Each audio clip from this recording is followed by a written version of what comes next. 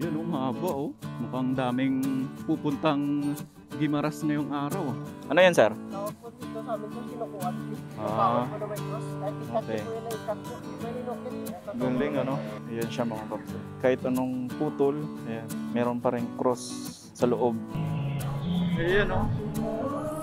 God-bless kuya. Ayan, thank you. Diba?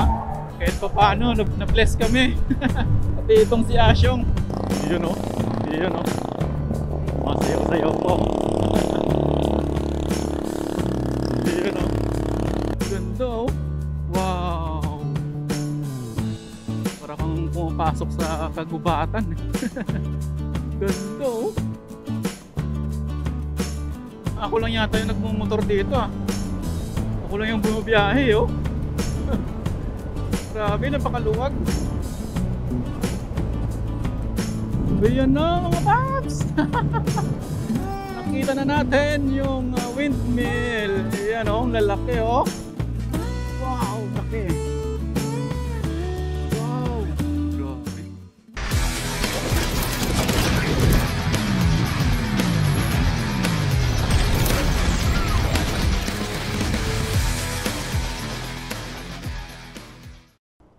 Magandang umaga mga paps. Isang napakainit na umaga ngayong araw. So good morning po. At ngayon po ay Easter Sunday. So ngayon ay mag-Easter Sunday ride kami. At yung oras natin ay 8:11 na ng umaga. And nandito tayo ngayon sa Iloilo City. Yan oh, ganda oh. At dahil Easter Sunday ngayon mga paps, ay kami po ay magra-rides papuntang Guimaras. So iikutin namin ngayon yung Guimaras Island. Matagal na rin namang plano to. Ngayon lang talaga nagkatotoo. Or natuloy. Alright, so nandito na tayo sa port ng Iloilo mga paps. Montenegro Lines Roro going to Guimaras. Alright. Ang haba pala ng pila dito. Mukhang ito yung Roro na sasakyan papuntang Guimaras. So ito yung schedule nila. So yung oras natin ay 8:17. So 8:30 malamang. So tanong-tanong tayo kung saan yung pila. Yun ang haba oh. Mukhang daming pupuntang Guimaras ngayong araw. So ayun, yung sabi daw ay kuha muna ng Coast Guard na clearance yata o permit dito. Thank you. Alright, so nakakuha na kami ng Coast Guard na parang ticket and bayad muna kaming terminal fee dito daw. So alright mga paps, nakakuha na kami ng terminal fee na 65 pesos at saka Coast Guard. Hintay na lang kami ng barko which is yung Montenegro kasi dalawa daw yung barko na bumabiyahe.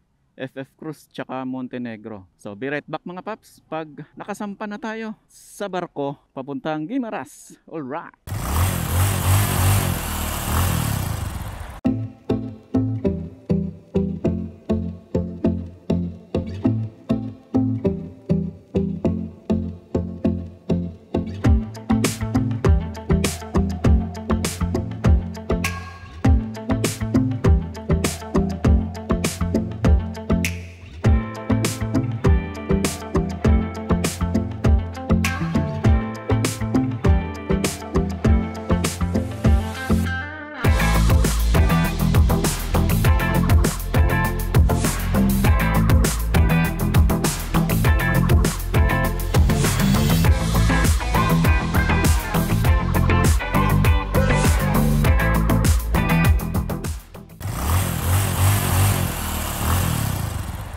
So ayan mga paps, kami ay naka-touchdown na dito sa Guimaras. So kami ay nandito ngayon sa Hordan Fort, hindi Jordan ano.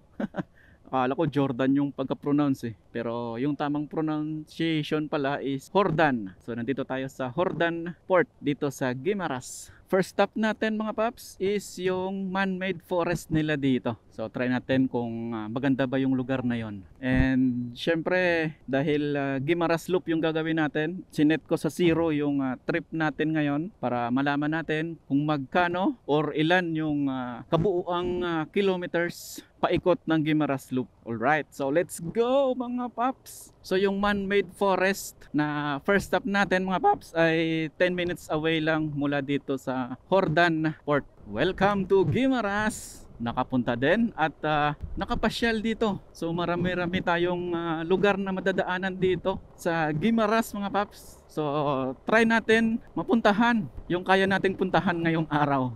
Kasi yung Guimaras is hindi naman siya ganun kalaki. Pag iikutin natin is nasa 100 plus lang yung kilometers. So talagang mabilis lang. Wala pa yatang kalahating araw ay may ikot mo na kung gugustuhin mo talaga. Yung ganda may parang esplanade din sila dito. At syempre yung pinaka-highlights ng pasyal natin dito is yung wind farm nila. Yung tulad sa Ilocos na windmill. Kanilang version ng windmill dito sa Guimaras, which is doon sa San Lorenzo Windmill Farm. Yun yata yung yung pinakalas na stop natin sa Guimaras Loop ngayon. Sa wakas nakapasyal din. Medyo matagal-tagal tayong hindi nakagawa ng content mga paps dahil medyo marami-rami yung nangyari.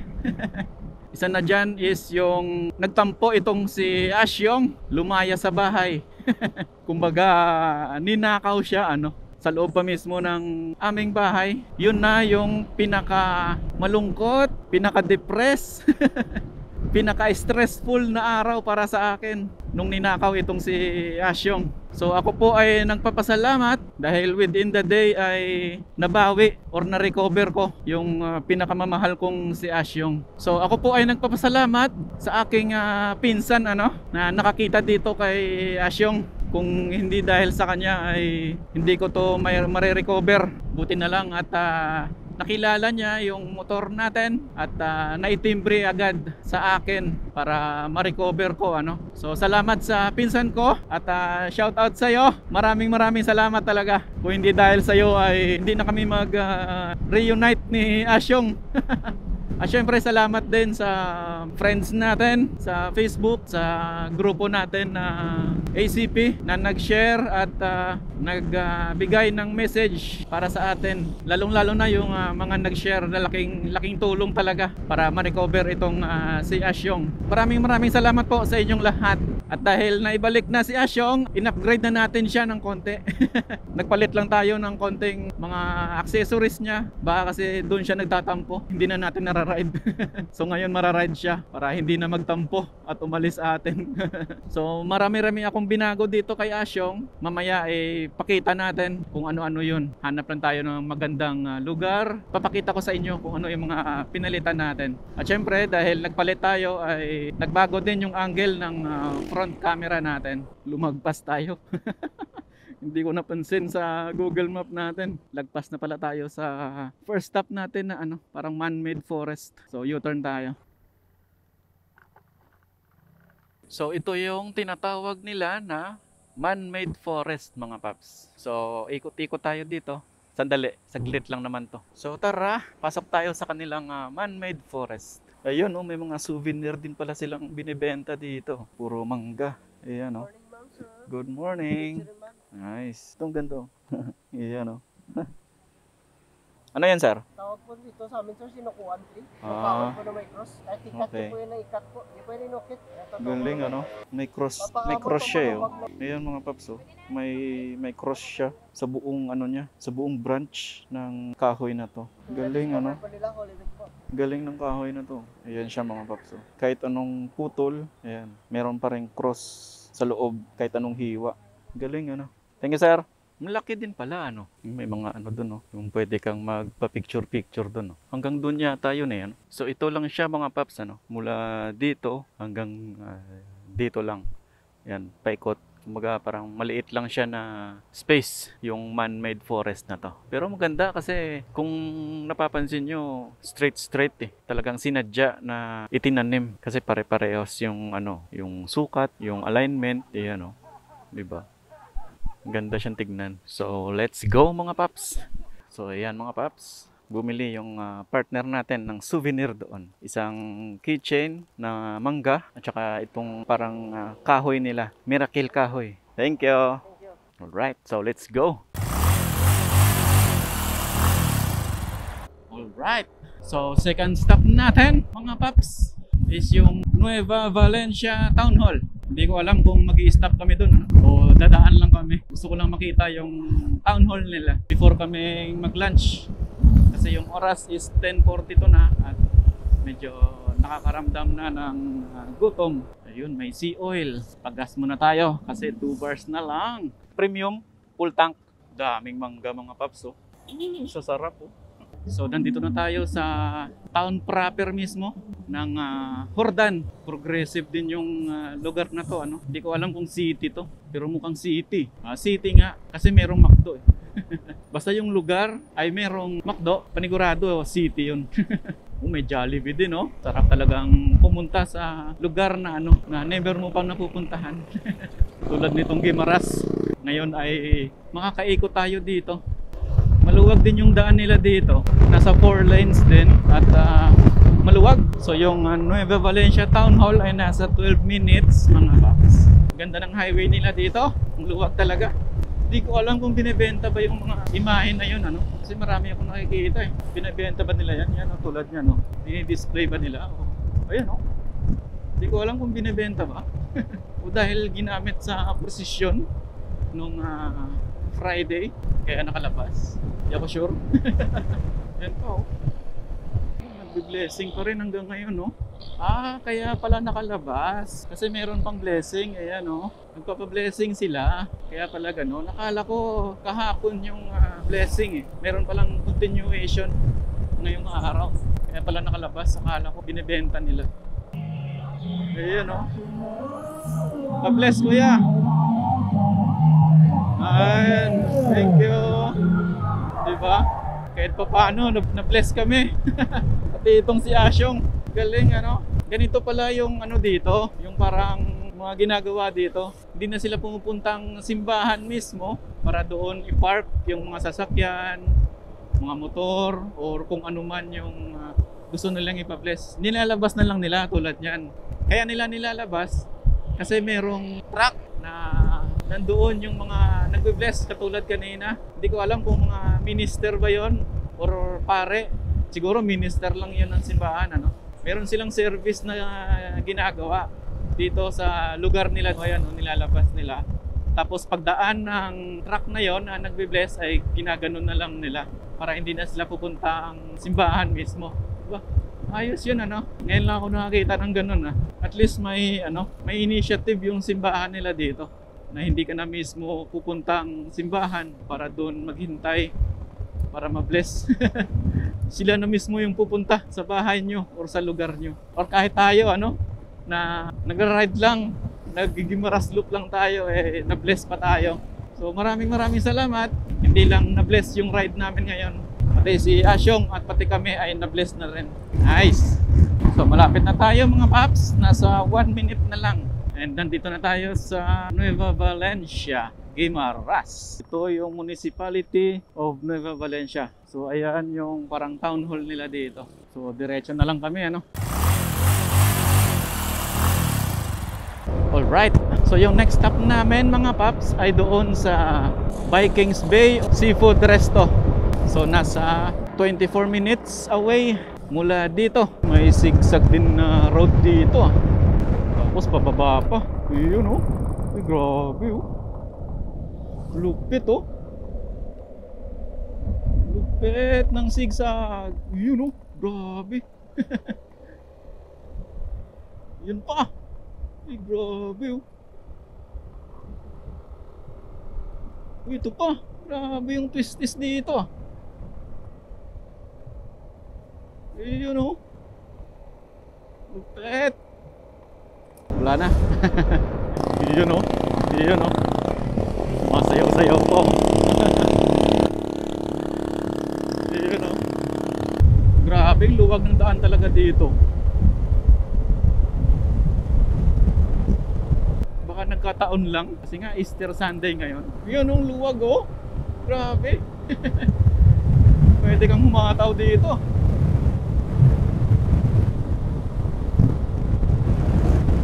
So siguro balikan ko na lang kayo maya maya mga paps. Pag nandun na tayo sa next na stopover namin, kung saan doon kami magla-lunch, which is doon sa Vikings or Vikings Bay Seafood Restaurant. So be right back mga paps. Woohoo! Alright, malapit na tayo sa ating next na destination or stopover. Dito banda yata papasok. Yun, tama. Ginagawa yung daan dito.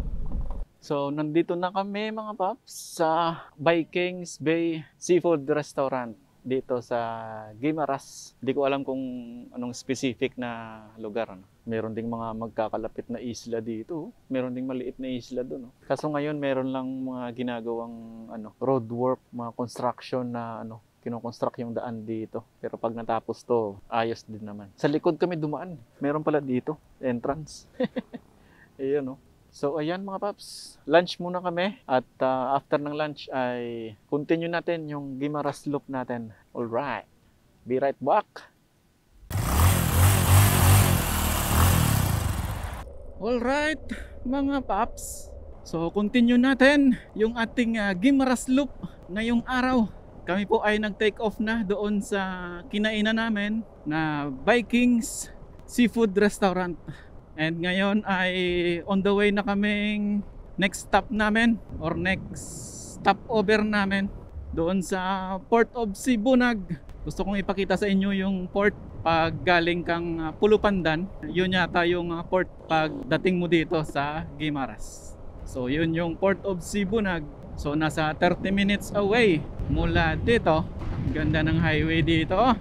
Tsaka yung makikita mo sa paligid, mga burol-burol, mga punong kahoy. Sarap mag-rides dito. Tsaka yung daan napakaluwag. 2 lanes dito pero luwag. Walang masyadong sasakyan. So yung oras natin ay alauna na ng hapon mga paps. Dadaan lang naman tayo sa Port of Sibunag. Tingin-tingin lang tayo doon. And after nun ay diretso na tayong San Lorenzo Windmill Farm. Doon tayo magtatagal. Kasi magpapalipad ako ng ating drone doon para makita yung kagandahan ng windmill. Sa wakas makikita na natin at mabibisita yung lugar na yon. Ganda talaga ng daan dito. Ganda ng pagkakagawa Yun mga punong kahoy mga paps Sarap tumambay dito. Ganda Wow. Para kang pumapasok sa kagubatan Ganda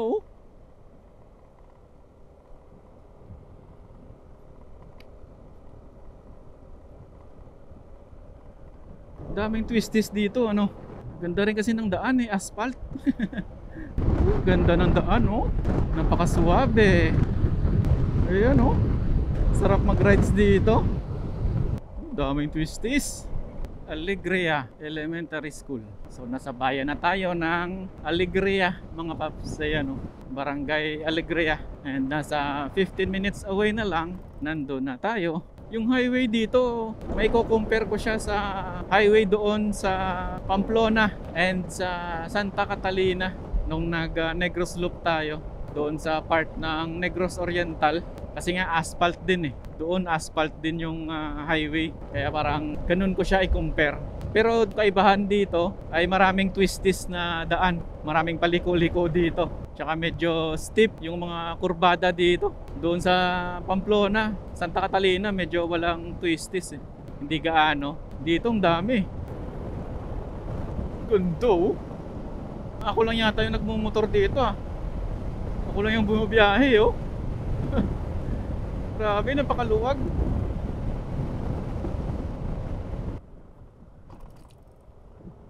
Under construction pa yung part na to. Pinapalapad siguro.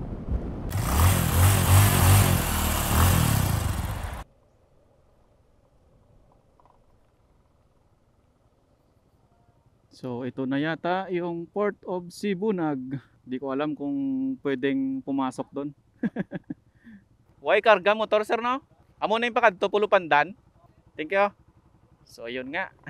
Kinonfirm lang natin. So wala talagang karga ng motor pag ikaw ay pupuntang Pulupandan dito sa Port of Sibunag. So no choice.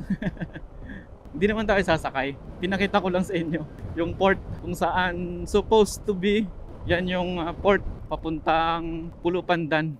So tayo ay diretso ng San Lorenzo Wind Farm. So nasa 16 minutes away yung biyahe. Grabe, ang luwag talaga ng daan dito. Ayan oh. Oh. Tignan nyo naman mga paps. Ang sarap mag-rides dito. Mukhang mapapaaga yung balik namin ito sa Iloilo Kasi yung oras natin, alauna pa lang 1:30.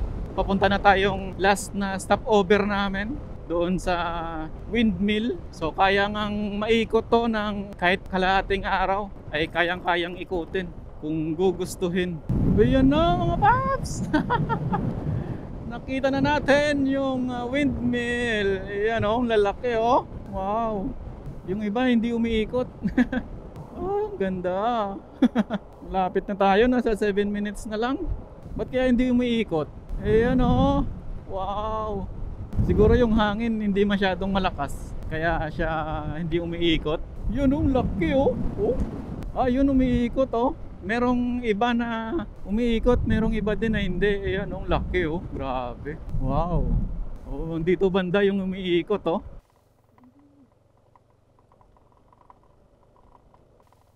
Wow, laki. Wow, grabe. So yan mga paps, nandito tayo sa isang windmill na tower na hindi umiikot, pero merong iba doon na umiikot na dalawa. So try kong magpalipad ng drone dito kung pwede, kasi hindi naman umiikot eh. So try natin.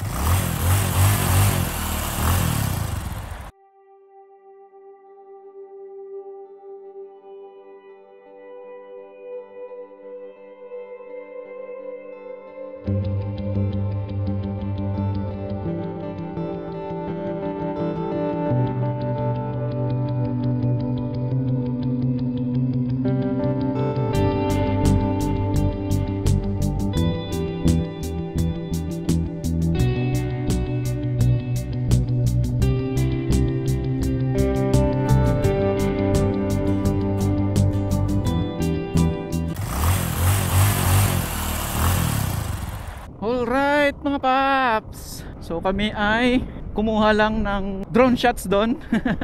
Doon sa hindi umaandar na na windmill. Yan oh, ang ganda oh. Meron pa doon sa dulo oh. Nakapagpalipad na rin tayo ng drone. Doon na tayo nagpalipad sa hindi umaandar, kasi nakakatakot yung magpalipad tayo sa umaandar eh. Baka liparin at saka hampasin ng LC yung drone natin. Ayan oh, umaandar oh. Galing Laking tulong din tong windmill na to eh. Dahil dyan mura yung kuryente na kinukonsumo ng mga taga rito. Ayun oh. Ayan, umaandar oh. Galing Wow. Meron din doon. I'm not sure kung ilan yung windmill na to Hindi lahat umaandar eh. Meron lang part na, or merong isa or dalawa na umaandar. Hindi lahat. Siguro depende sa need ng kuryente sa lugar. Baka hindi masyadong kailangan, kaya hindi na lang pinapaandar. Meron din pala dito sa kabila oh. Alright. So punta tayong municipal hall nila dito mga paps. Ayan oh, San Lorenzo Municipal Hall.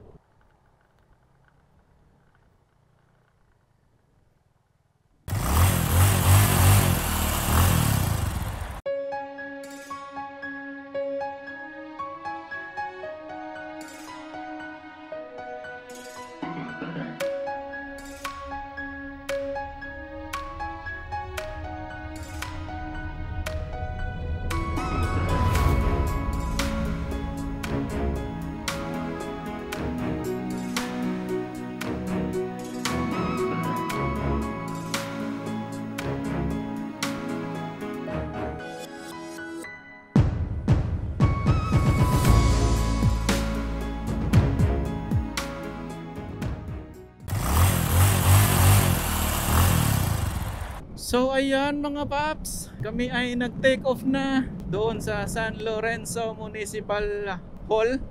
At doon na rin tayo nagpalipad ng ating drone, kasi kapag nagpalipad tayo sa malapit sa windmill ay medyo delikado, baka liparin kasi ang lakas ng hangin. Hindi ako confident na magpalipad kapag ganun, lalo pa na umaandar yung windmill. So doon na lang tayo nagpalipad, at least kita naman yung mga. So tayo ay pabalik na ng Jordan Port and pabalik na ng Iloilo. So yung oras natin ay 3:60 na ng hapon. Marami pa rin naka-install na mga windmill dito, pati doon, no. Paikot yata to ng ng San Lorenzo na lugar. Ganda ng highway, oh. Sobrang straight, oh.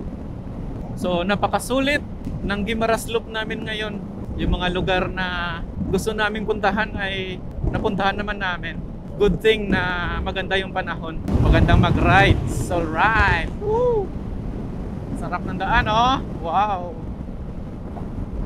So siguro balikan ko na lang kayo maya-maya, mga paps, kapag nandun na tayo sa Jordan Port.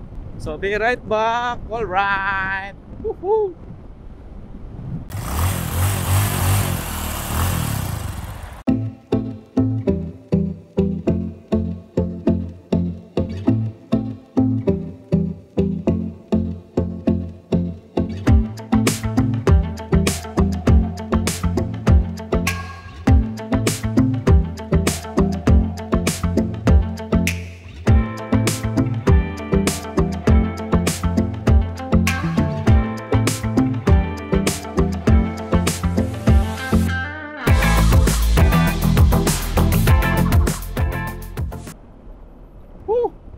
Loko talaga tong si Google Map, ano? Iba-iba yung binibigay na daan sa akin. Pinadaan yata ako sa kagubatan.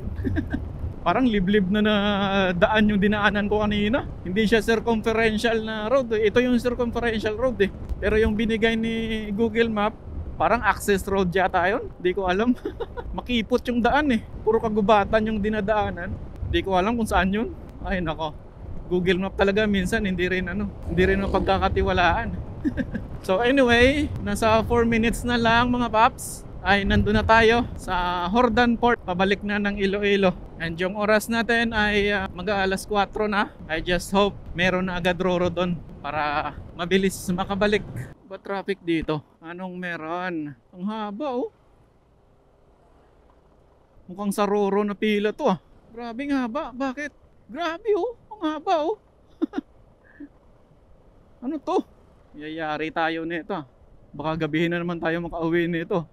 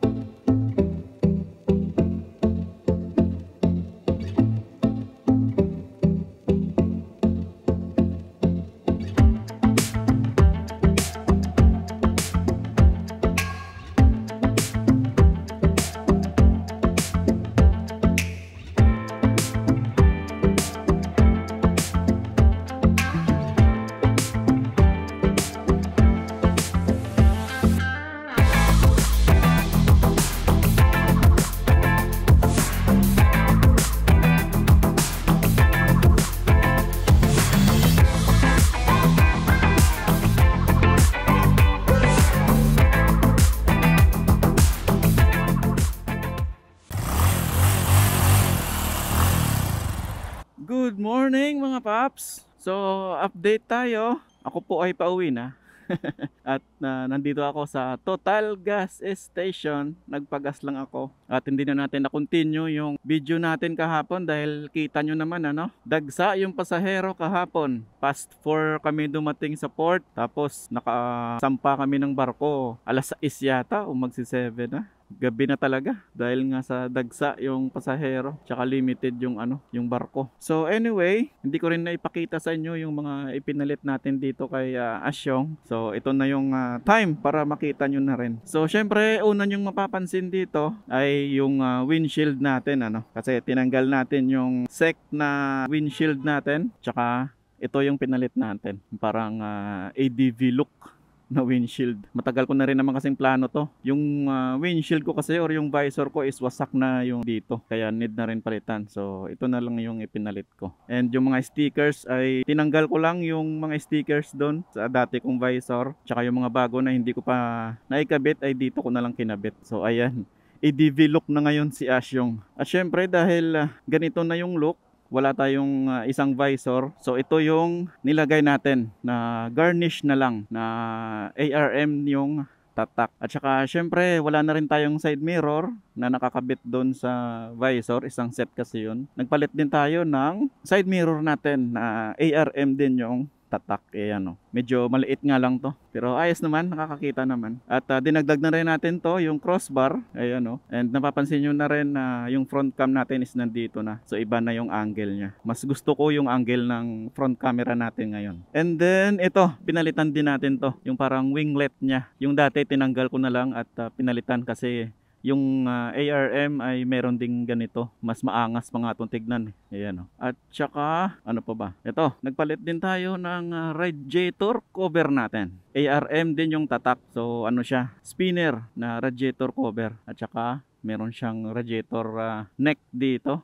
At nagpalit na din tayo ng radiator cap. And yung ito, kasi nga yung dati nating anong mga tawag dito, handguard is nabubunggo siya, ano? Pag ililiko mo ng sagad, ayan, tulad niya, no. Yung dating visor natin is nabubunggo dito. Kaya hindi siya fit talaga. So tinanggal ko na lang at pinalitan ng ito na Rizoma yung tatak. Sayang walang ano to, walang black or red, no. Pinalitan ko din yung ano nito, yung parang foam dito sa ano natin sa handle. Pero papalitan ko din to eventually kasi madumihin yung pula. Palitan ko siguro ng black para hindi masyadong halata. Pero maganda naman yung grip, so gamitin ko muna. And then yung last is ito. Syempre yung luma nating visor ay merong ganito, ano, sa edge niya. So nilagyan din natin yung visor natin at yung sobra ay dito natin nilagay sa ating plate at saka sa fender natin sa likod. Alright, so far is yun yung mga pinalitan natin dito kay Asyong para hindi na siya magtampo.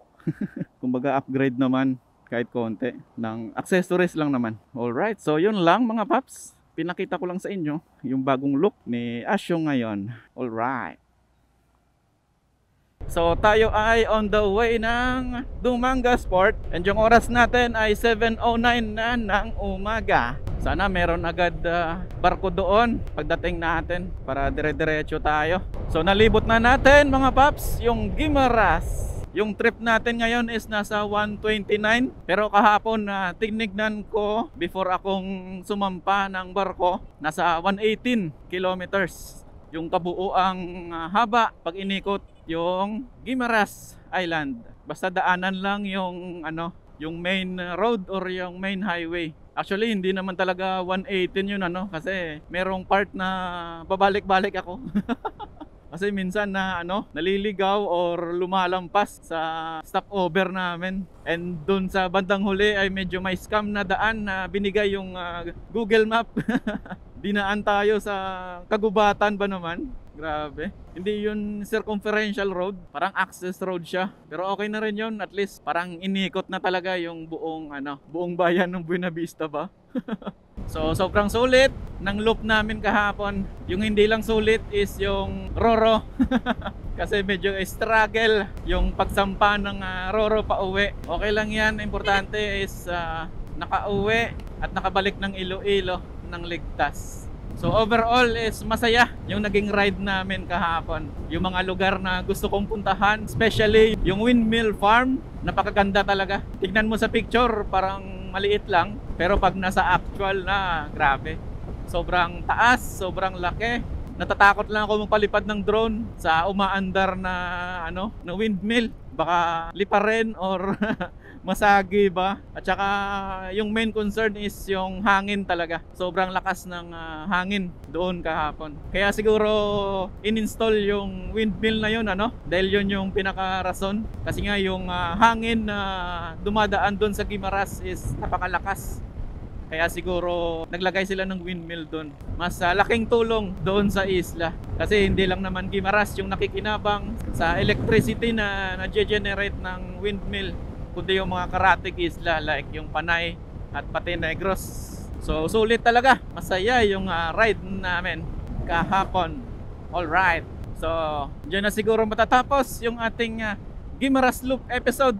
So maraming salamat mga paps sa pagsama sa atin. Medyo matagal din tayong hindi nakapag-upload ng bagong content at nakapag-rides kasama itong si Asyong. Dahil nga lumaya sandali at bumalik naman. So siguro lagi na lang nating i-rides tong si Asyong para hindi magtampo. Lumalayas eh. So this is Layaw Moto mga paps. Maraming salamat. See you next vlog. Alright. Woo! Bye! Woo!